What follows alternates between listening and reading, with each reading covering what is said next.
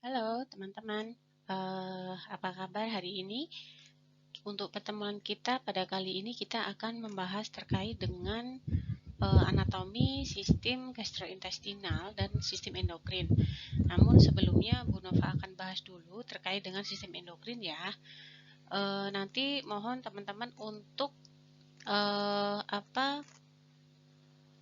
membuat catatan atau rangkuman dari apa yang sudah Bu Nova sampaikan, sehingga nanti kalau misalnya nanti ada post test, teman-teman sudah bisa menjawabnya dengan baik dan benar ya.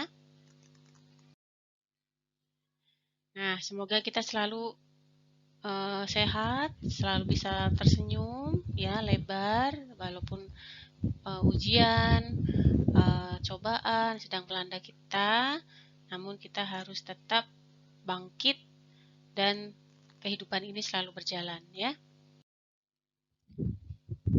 Nah, silahkan nanti teman-teman jawab apa yang ada di LKM ini, yaitu ada beberapa pertanyaan. Apa saja sistem dari pengatur utama dalam tubuh kita, jelaskan hubungan keduanya dan perbedaannya apa. Jadi di dalam tubuh kita itu yang mengatur siapa saja sih gitu ya. Perbedaannya apa, persamaannya apa. Nah, apa yang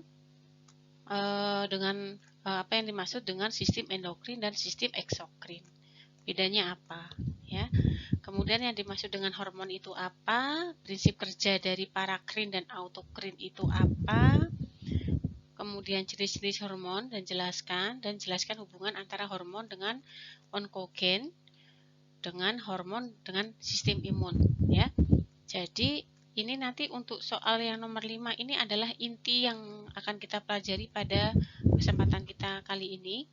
Jadi nanti hormon A ya dihasilkan oleh kelenjar apa, kemudian fungsinya untuk apa, sel targetnya untuk apa. Jadi silahkan nanti teman-teman buat menjadi 4 bagan itu ya. Jadi nama hormonnya apa, dihasilkan oleh siapa, fungsinya hormon itu untuk apa, dan sel targetnya untuk siapa gitu ya. Nah, kita ketahui bahwa hormon adalah merupakan suatu sistem pengatur tubuh ya, di mana di dalam tubuh kita itu ada dua yang mengatur tubuh, sistem saraf dan sistem endokrin. Endokrin dalam hal ini adalah hormon ya. Nah, hormon itu kalau kita mau berbicara tentang hormon itu pasti akan sangat erat kaitannya dengan suatu fungsi metabolisme tubuh ya. Makanya yang namanya metabolisme itu pasti dia membutuhkan suatu proses yang cukup lama gitu, nggak bisa metabolisme terus kemudian langsung beduntuk bisa gitu ya. Contohnya teman-teman tumbuh dari bayi sampai dengan sekarang remaja, itu kan ada suatu proses hormon pertumbuhan ya yang berperan di dalamnya. Kemudian dari hormon pertumbuhan itu juga nanti akan didukung oleh kebutuhan nutrisi yang lain dan lain sebagainya. Ya kan? Jadi kan nggak bisa langsung kita tanpa berproses. Berbeda dengan yang sistem saraf. Kalau sistem saraf itu kita ingin menggaruk, langsung akan direspon oleh dihantarkan ke sistem saraf pusat sehingga kita bisa menggaruk. Kita bisa menonjok orang, kita bisa ada refleks yang sangat cepat. Kita ingin ngambil pulpen yang jatuh langsung kita ambil. Nah, itu sama sistem saraf itu mengatur, tapi ya beda ya, kecepatannya berbeda. Apa sih hormon? Hormon adalah suatu zat kimia yang disekresikan dalam cairan tubuh oleh suatu sel. Jadi dia dikeluarkan oleh suatu sel yang ada di dalam tubuh kita atau suatu kelompok sel atau berarti jaringan yang menimbulkan suatu efek pengaturan fisiologi tertentu ya. Jadi fungsi dari hormon, mekanisme kerja dari hormon itu pasti dia nanti akan menimbulkan suatu efek pengaturan fisiologi tertentu ya. Nggak mungkin dia dikeluarkan tanpa mempunyai maksud tertentu ya. Nah, dalam suatu kerja, di dalam suatu hormon itu ada yang membutuhkan suatu reseptor. Nah, apa sih reseptor itu? Reseptor itu dia berfungsi seperti ibaratnya dia sebagai sinyal untuk menerima suatu pesan atau impuls ya, yang nanti akan dihantarkan oleh suatu zat atau bagian tertentu. Jadi dia membedakan hormon dari keseluruhan jutaan molekul lain. Jadi reseptor A, saya bisa melihat karena di mata saya ada reseptor penglihatan. Saya bisa mendengar karena di reseptor telinga saya ada reseptor untuk mendengar. Saya bisa merasakan sentuhan di kulit. Ya, karena di kulit saya itu ada reseptor, itu reseptor raba misalnya, ya. Terus mentransmisikan informasi dari pengikatan, ya. Jadi dia nanti akan mengirimkan informasi, kemudian nanti akan diikat, kemudian akan bisa juga mengenal hormon-hormon yang diperlukan oleh sebuah sel. Ya, jadi ibaratnya reseptor ini dia sebagai suatu sinyal. Kalau misalnya teman-teman misalnya menganjurkan teman-teman itu untuk mengkonsumsi minum anglin, susu anglin itu ya. Itu bagus untuk tulang, tapi karena fungsi reseptor lansia itu sudah menurun ya, jadi dia akan diserapnya hanya sedikit gitu. Makanya kita sebuah nutrisi untuk diberikan untuk usia lanjut itu sebetulnya dikatakan terlambat ya terlambat, tapi enggak juga enggak gitu, karena memang manusia hidup kan perlu nutrisi gitu. Tapi kalau bisa semuanya itu dicegah saat kita masih muda ya gitu. Jadi reseptornya kita juga masih bagus. Nah, ini contohnya reseptor. Jadi reseptor itu ada di dalam permukaan di intrasel, ada yang di di luar ya. Jadi kalau di dalam itu dia seperti ini ya. Jadi ini sel, kemudian dia berada di dalam sel. Nah, ini yang ada di permukaan ya. Ada di permukaan sel, dia seperti antena atau dia sebagai penangkap sinyal, di mana nanti dia akan berikatan terhadap suatu zat tertentu ya gitu. Jadi dia sudah punya kuncinya masing-masing, seperti mur A ya sama baut A ya gitu, ada kuncinya sudah disesuaikan dengan masing-masing. Nah, bagaimana sih mekanisme kerja dari sebuah hormon? Ini adalah mengaktifkan sistem AMP siklik yang selanjutnya menimbulkan fungsi sel tertentu ya. Jadi dia mengaktifkan AMP siklik ya, sehingga dia setelah AMP siklik itu diaktifkan, dia akan menimbulkan fungsi sel tertentu gitu ya. Jadi ini adalah pengantar sebelum kita akan jauh lebih lanjut lagi. Jadi ini kita akan persamaan persepsi dulu sebelum jauh. Siapa yang bertugas sebagai regulator dalam tubuh kita? Ini sama dengan yang pertanyaan LKM nomor 1. Apa yang dimaksud dengan hormon itu juga sama. Siapa penghasil hormon dan hormon apa saja yang diketahui fungsinya, itu masing-masing tadi sudah ada di LKM 1 yang nomor 5. Itu sama ya. Jadi pertanyaan ini sebenarnya sama dengan yang pertanyaan LKM 1 tadi ya. Ditambah dengan fungsi reseptor tadi ya. Nah, jadi misalnya ini membran sel kita. Ini mekanisme kerja ya. Jadi ini membran sel kita. Di sini ada hormon perangsang. Misalnya hormon kalsium misalnya. Kalsium ini akan masuk ke dalam sel kita. Itu akan ditangkap oleh reseptor dulu. Reseptornya yang khusus reseptor yang menangkap kalsium. Ya. Terus kemudian dia nanti di dalam sel itu nanti ada yang namanya adenosiklase.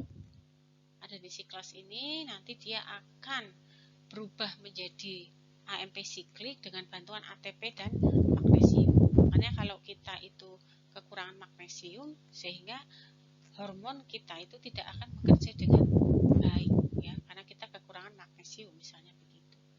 Nah, baru nanti kalau diubah udah menjadi AMP siklik, dia akan menghasilkan suatu respon fisiologi tertentu sesuai dengan hormon perangsang tadi. Bisa mengaktifkan enzim, bisa mengubah permeabilitas sel, menyebabkan kontraksi atau relaksasi otot, menyebabkan sintesis protein dan menyebabkan sekresi gitu ya. Nah, ini sama dengan yang tadi. Jadi dia harus ada dulu rangsangan, baru nanti dia akan ditangkap oleh reseptor. Di dalam adenosiklase itu nanti butuh ATP untuk mengubah menjadi AMP siklik, suatu respon fisiologi tertentu. Ya, ini sama. Nah, kelenjar pada sistem hormon kita itu banyak ya. Ada kelenjar hipofisis anterior, kelenjar hipofisis posterior, kelenjar tiroid, kelenjar paratiroid, kelenjar adrenal, pulau Langerhans atau pankreas, ovarium untuk yang perempuan, testis untuk yang laki-laki, kelenjar pineal dan kelenjar timus. Ya. Jadi tolong ini nanti dihafalkan atau dibuat satu bagan supaya teman-teman semuanya paham ya. Masing-masing kelenjar hipofisis itu apa, kelenjar tiroid itu menghasilkan apa, ovum itu menghasilkan apa, kelenjar pineal menghasilkan apa, dan lain sebagainya. Nah, ini adalah letak-letak organ yang ada di dalam tubuh kita. Di pineal ya, kemudian hipotalamus di bawah talamus, pituitari ya itu di samping pelipis ya, berdekatan dengan pelipis kita. Tiroid itu yang ada di trakea ya, kemudian paratiroid itu dia akan nempel di tiroid. Timus ini berada di belakang di antara paru kanan dan paru kiri. Seiring dengan perubahan atau peningkatan usia, timus ini dia akan mengecil ya. Kemudian adrenal itu dia ada di kelenjar dia disebut sebagai mahkota ginjal, pankreas dan ovarium dan testis ya. Nah, hipofisis ini bapaknya kelenjar. Jadi master of gland-nya kita itu hipofisis. Jadi kalau ditanya master of gland-nya kita atau bapak hipotesis kita itu siapa, teman-teman bisa jawab ya. Terus kemudian kelenjar hipofisis itu ada dua, ada anterior, ada posterior. Ya, anterior itu bedanya dengan posterior. Kalau anterior itu disebut juga adenohipofisis, dia akan mengeluarkan hormon melalui pembuluh darah kecil. Tapi kalau yang posterior atau neurohipofisis itu mengeluarkan hormon, itu dia akan diatur oleh serabut-serabut saraf. Namanya juga neurohipofisis. Jadi neuro itu pasti ada kaitannya dengan persarafan ya, bagian depan dan bagian belakang. Nah, beberapa hormon yang dihasilkan oleh kelenjar hipofisis baik anterior dan posterior. Kalau anterior itu yang paling banyak, cuman kalau posterior itu hanya sedikit ya. ADH, antidiuretik hormon, dan oksitosin. Kalau anterior lumayan banyak, ada growth hormone, adenokortikotropin hormon atau ACTH, kemudian thyroid stimulating hormone atau TSH, prolaktin, FSH ya, follicle stimulating hormone, dan luteinizing hormone atau LH. Ya, yang anterior itu lebih banyak daripada yang posterior. Nah, bagaimana prinsipnya? Bahwa prinsip kerja dari sebuah hormon itu dia hanya untuk mencapai kadar homeostasis, karena ada hormon A dia nanti akan meningkatkan, tapi hormon B dia akan menurunkan ya. Jadi sama-sama disekresikan, tapi gunanya hanya untuk satu, yaitu untuk mencapai homeostasis, nggak gontok-gontokan ya. Nah, ini pineal yang tadi berada di dekat dengan pelipis kita, dia menghasilkan hormon apa? Menghasilkan hormon melatonin ya. Ini yang harus teman-teman catat, yang sudah Bu Nova sampaikan tadi, dibuat 4 bagan ya, nama hormon, terus kemudian kelenjarnya siapa yang menghasilkan, kemudian fungsinya untuk apa dan untuk siapa. Jadi kalau kelenjar pineal ini dia mensekresikan melatonin ya. Jadi teman-teman bisa baca apa itu melatonin. Dia untuk berespon terhadap suatu aktivitas reproduksi dan untuk ada hubungannya dengan siang dan malam ya. Gitu. Lingkungan siang dan malam ya. Saya lanjutkan ya. Nah, ini adalah yang hormon tiroid tiroid. Hormon tiroid itu nih di leher kita ada laring, ada tiroid. Dia menghasilkan 3 hormon utama, T3 dan T4 dan kalsitonin. Jangan keliru antara T3 dan T4 ya. T3 itu disebut triodotironin, T4 itu tiroksin ya. Nah, fungsinya itu dia akan mengatur metabolisme dan penting untuk pematangan dan perkembangan otak. Jadi kalau misalnya ibu hamil kekurangan T3 dan T4, pasti anaknya akan kerdil, kretinisme ya. Seperti misalnya daus mini, itu kan dia ini ya, kecil ya. Jadi dia akan mempengaruhi bagaimana pertumbuhannya, metabolismenya, pematangan otaknya ya. Akan berbeda dengan kalau GH atau growth hormone. Kalau growth hormone itu, kalau kretinisme itu dia ada masalah dengan maksudnya mental biasanya ya, ada sisi keterbelakangan mental biasanya, karena T3 T4 itu kan dia mengatur tentang pematangan otak. Jadi kalau pada ibu hamil dia kurang T3 T4, nanti anaknya kurang ini ya, secara kognitif, secara mental itu kurang mendukung ya. Itu yang disebut nanti kretinisme anaknya ya, lahir secara kelainan kewenangan vital dengan kekurangan T3 T4. Terus kemudian kalsitonin itu dia mengurangi kalsium dalam tubuh kita. Jadi kalau kita kebanyakan makan kalsium itu juga nggak bagus, sehingga nanti tubuh itu akan mencoba menurunkan. Itu jadi 3 hormon yang dihasilkan oleh kelenjar tiroid. Nah, kalau paratiroid itu dia menempel di tiroid, ada 4. Ya, ini tiroidnya yang merah, kemudian dia akan nempel di tiroid, ada paratiroid atas ya, paratiroid bawah ya. Nah, paratiroid itu menghasilkan hormon paratiroid. Dia menaikkan kadar kalsium. Ini berlawanan dengan yang tadi ya, kalsitonin ya. Kalsitonin itu kan tadi dia menurunkan. Jadi kalau kita kebanyakan minum susu akan overload ya kalsiumnya misalnya, tubuh akan menurunkan. Tapi dengan paratiroid kalau misalnya kita kekurangan kalsium, tubuh akan menaikkan dulu.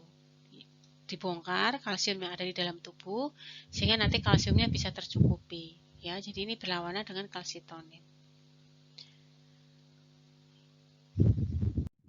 Nah, kelenjar timus ini berada di tengah antara paru kanan kita dan paru kiri kita. Dia ada yang namanya timosin dan timostatin. Dia kerjanya berlawanan. Timosin menstimulasi produksi limfosit, timostatin menghambat produksi limfosit. Ya, ingat bahwa prinsip kerja dari hormon itu untuk mencapai homeostasis. Yang satu menaikkan, yang satu menurunkan. Timus itu dia sebagai fungsi dari sistem imun ya, sistem imun. Karena dia timosin itu menghasilkan limfosit, timostatin menghambat limfosit ya, gitu. Nah, untuk timus ini juga penting untuk produksi antibodi pada saat neonatus ya. Jadi jangan sampai pada saat neonatus itu dia kekurangan ada kelainan dengan kelenjar timusnya, karena pasti nanti akan bermasalah pada sistem imun sang bayi. Nah, kalau yang jantung ya, jantung itu ada yang namanya ANF, atrial natriuretic factor ya. Jadi di jantung ini dia nanti akan akan diproduksi oleh jantung. Jadi jantung itu juga menghasilkan hormon, dia namanya ANF ya, yang berfungsi untuk mengatur tekanan darah, volume darah ya, ekskresi air, natrium dan kalium ya, itu ANF. Nah, di dalam hormon gastrointestinal yang nanti setelah ini akan kita pelajari, jadi gastrointestinal ini dia memiliki 3 hormon, sekretin, gastrin, dan kolesistokinin. Sekretin ini dia dihasilkan oleh usus halus. Gastrin oleh lambung, dan kolesistokinin itu oleh kandung menstimulasi kontraksi dari kandung empedu. Ya, itu jadi sekretin, gastrin, dan kolesistokinin. Terus kemudian pankreas. Pankreas itu dia mensekresi beberapa hormon, ada insulin dan glukagon. Fungsi insulin ini adalah untuk menurunkan kadar glukosa darah. Jadi kalau pada pasien-pasien DM itu kan kekurangan insulin ya. Jadi insulin ini dihasilkan oleh pankreas. Jadi bisa karena pankreasnya rusak sehingga tidak bisa menghasilkan insulin lagi. Itu yang disebut DM tipe 1. Atau yang kedua, pankreasnya masih mampu menghasilkan insulin tapi tidak cukup untuk dapat menurunkan kadar glukosa darahnya. Ya, gitu. Nah, insulin ini dia akan berlawanan dengan fungsi glukagon. Insulin ini dia akan menurunkan glukosa, glukagon akan menaikkan glukosa, ya. Jadi fungsinya sangat berlawanan. Nah, di dalam pankreas itu tadi ada beberapa sel alfa, sel beta, dan sel delta. Sel alfa itu dia mensekresi glukagon, ya, untuk meningkatkan kadar glukosa darah. Jadi glukagon ini dia berlawanan dengan insulin. Kalau insulin itu dia menurunkan kadar glukosa, glukagon dia akan menaikkan. Misalnya teman-teman itu kebanyakan glukosa di dalam darah, yang akan berfungsi menurunkan yaitu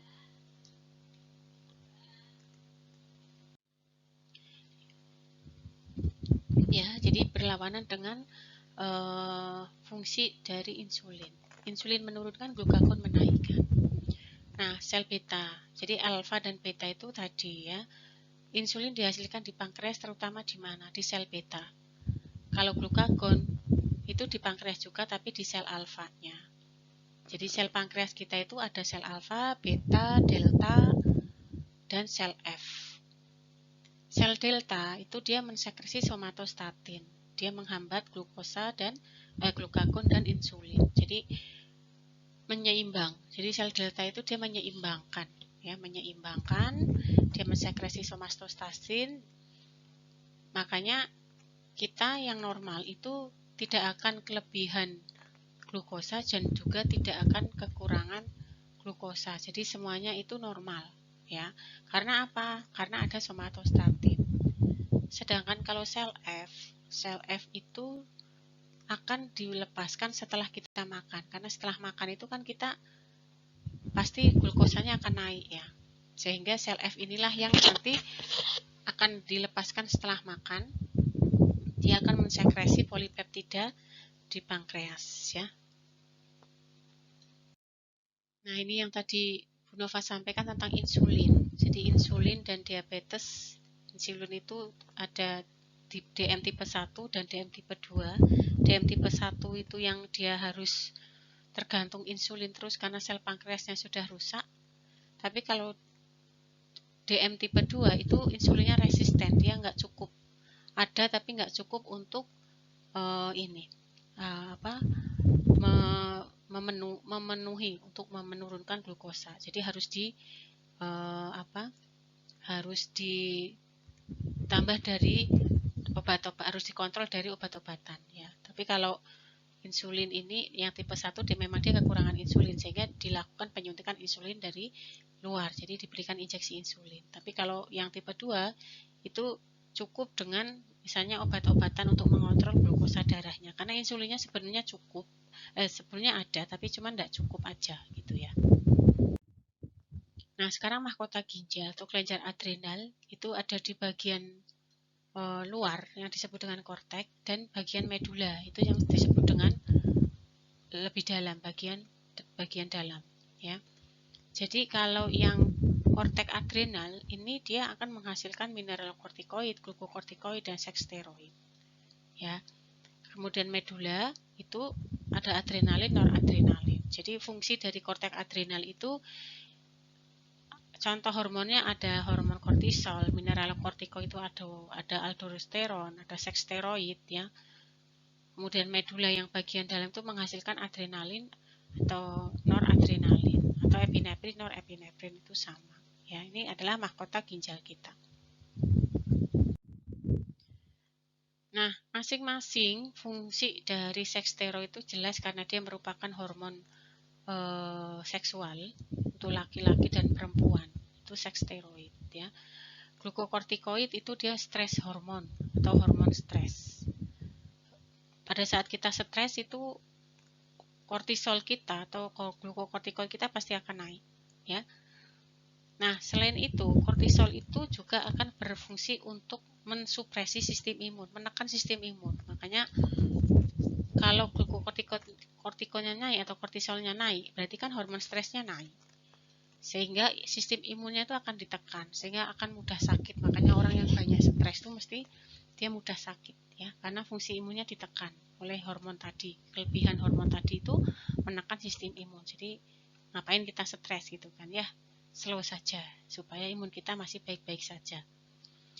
Nah, kemudian aldosteron itu contohnya adalah dari mineralokortikoid. Dia akan menurunkan natrium ya. Dia akan menurunkan natrium dan dia akan meningkatkan reabsorpsi natrium ya, gitu. Nah, ini untuk medula. Medula itu ada dua tadi, menghasilkan hormon adrenalin dan noradrenalin ya. Ini biasanya adrenalin itu berhubungan dengan stres ya. Jadi pada situasi-situasi yang ekstrim, misalnya Anda manjat gunung, dipacu yuk adrenalinnya gitu ya. Jadi adrenalin itu akan disekresi pada saat kita berada di lingkungan yang ekstrim ya. Nah, yang noradrenalin itu dia memang hampir sama dengan adrenalin. Dia akan berfungsi sebagai berperan dalam peningkatan tekanan darah biasanya ya. Obat-obat noradrenalin itu berarti berfungsi untuk meningkatkan tekanan darah. Nah, ini adalah tes gonad atau testis atau kelenjar gonad. Ini untuk laki-laki. Saya kira teman-teman juga sudah paham testosteron. Testosteron ini penting untuk maskulinisasi, makanya orang laki-laki itu nggak lemah lembut ya. Nah, kalau laki-laki lemah lembut itu berarti testosteronnya kurang itu. Ya. Kemudian untuk mengontrol produksi sperma, ya. Ini akan mempengaruhi bagaimana kesuburan seorang laki-laki, itu juga dipengaruhi oleh hormon testosteronnya. Terus kemudian karakteristik pengembangan dari karakteristik seksual pria, jakun, kumis, ya, jambang, rambut kemaluan, ya, itu dia akan dipengaruhi oleh juga kadar hormon testosteron dan sebagai aktivasi perilaku seks ya. Jadi kalau gairah seks dan lain sebagainya itu seorang laki-laki juga akan dipengaruhi oleh hormon testosteron yang ada. Jadi biasanya kalau usianya sudah lanjut itu kan hormon testosteronnya menurun. Dia juga akan mempengaruhi bagaimana aktivitas seksualnya juga ya, karena gairahnya juga sudah menurun karena hormonnya juga sudah menurun. Nah, begitu juga dengan perempuan sama ya, namanya adalah estrogen progesteron. Sama, fungsinya sama persis, cuman ini hanya untuk pada perempuan saja. Pertanyaannya, Bu, laki-laki itu punya hormon estrogen tidak? Perempuan punya hormon testosteron tidak?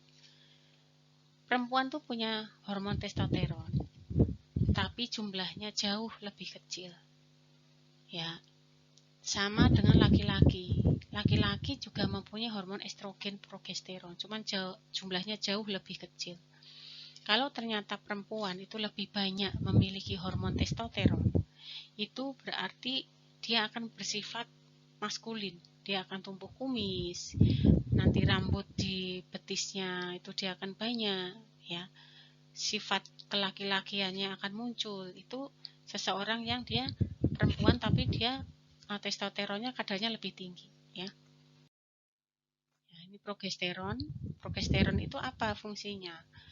Dia menstimulasi payudara dan uterus, ya. uterus selama siklus menstruasi. Makanya progesteron ini akan berpengaruh terhadap sirkulasi proses menstruasi kita.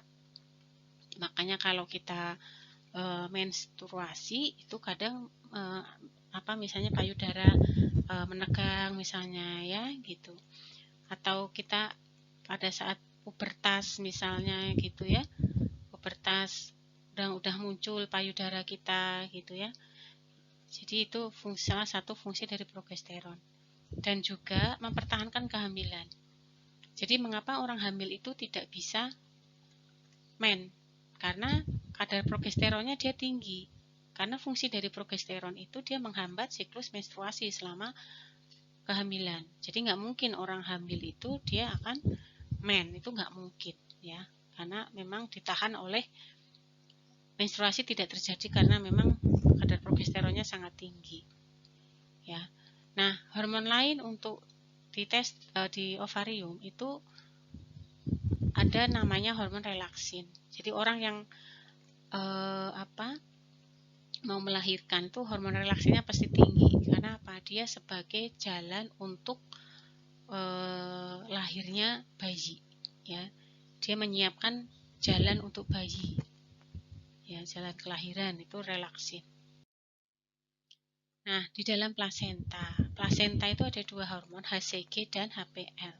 Human chorionic gonadotropin dan human placenta lactogen atau HPL. HCG itu adalah menjaga supaya progesteron kita itu selama hamil tetap tinggi. Makanya kenapa kalau kita itu hamil itu kita lakukan tes hamil itu positif. Karena ada HCG di situ. HCG dihasilkan oleh plasenta. Orang hamil itu kan ada plasenta. Ya, jadi dia akan menjaga progesteron supaya tetap tinggi selama kehamilan. Jadi kalau HCG-nya negatif ya berarti tidak ada plasenta, berarti tidak hamil. HPL, dia akan menstimulasi kelenjar susu untuk mensekresi air susu ibu, ya. Jadi makanya kalau ibu habis melahirkan itu pasti ada kelenjar air susu ibunya pasti akan bekerja karena ada HPL yang dihasilkan oleh plasenta. Nah, itu mungkin yang bisa kita sampaikan. Ini hanya kesimpulan, ini hanya pengulangan saja, ya, bahwa ini disebut hipofisis, ya.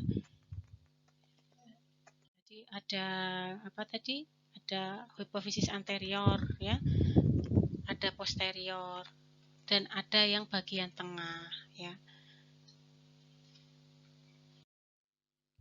Nah, sekarang kita akan berbicara yang hormon posterior yang dihasilkan oleh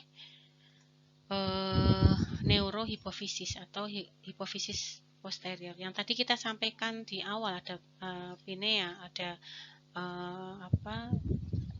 yang tadi di awal ada insulin dan lain sebagainya, itu oleh hormon atau kelenjar anterior. Nah, untuk kelenjar yang posterior, hipofisis posterior hanya dua. Dia menghasilkan oksitosin dan vasopresin atau ADH, antidiuretik hormon, hanya dua, ya, posterior. Nah, oksitosin dia mempunyai dua fungsi utama, yaitu meningkatkan kontraksi uterus. Meningkatkan kontraksi uterus dan menstimulasi keluarnya air susu selama ibu menyusui. Makanya kalau ibu habis melahirkan itu atau ibu hamil, ya, itu ada kontraksi uterus, ya. Kemudian mau melahirkan juga ada kontraksi. Nah, itu karena oksitosin, ya. Jadi oksitosinnya naik sehingga kontraksi uterusnya naik sehingga nanti bayi bisa keluar. ADH, antidiuretik hormon atau vasopresin, dia akan meningkatkan tekanan darah, yang memicu reabsorpsi air, ya. Dan dia akan ADH ini ada hubungannya dengan mengingat. Makanya ada pepatah yang mengatakan bahwa kurang aqua karena dia sedang nggak konsentrasi, ya. Karena apa?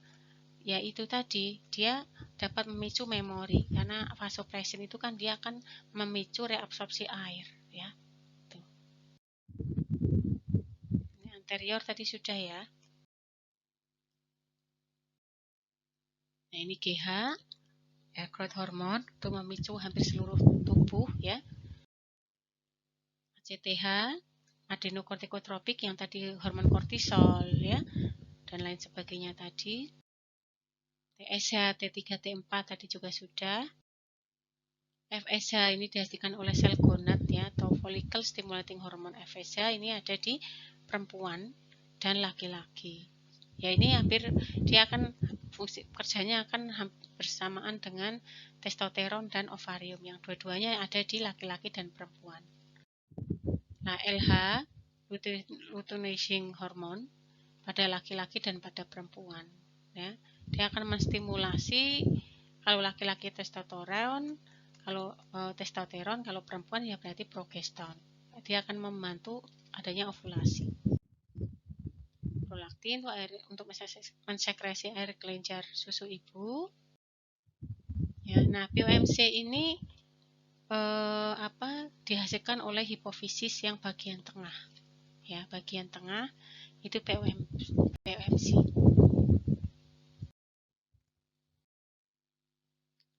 Kemudian bagian tengah juga dia mensintesis hormon yang disebut MSH, melanocyte stimulating hormone. Dia MSH ini berperan terhadap perubahan warna ya. Jadi kalau misalnya orang yang albino, itu melanositnya dia terganggu, ada gangguan melanosit ya, gitu. Ya, baik, demikian teman-teman yang bisa Bu Nova sampaikan. Jadi kita simpulkan bahwa untuk sistem endokrin ini teman-teman harus tahu nama-nama hormonnya apa, dihasilkan oleh siapa, fungsinya untuk apa, dan sel targetnya apa. Udah itu aja minimal ya. Jadi misal teman-teman nanti buatlah suatu bagan dari nama hormon, nama penghasil kelenjar, fungsinya untuk apa, dan sel targetnya apa. Misalnya, kelenjar pineal menghasilkan hormon melatonin, fungsinya untuk apa, kemudian sel targetnya untuk siapa. Itu aja yang dari hipofisis anterior, intermediate, dan posterior ya. Oke, itu yang bisa Bu Nova sampaikan. Sampai ketemu di lain kesempatan. Semoga kita ketemu dalam keadaan sehat walafiat. Saya akhiri, terima kasih. Wassalamualaikum warahmatullahi wabarakatuh. Salam sehat semuanya untuk kita. Salam bahagia.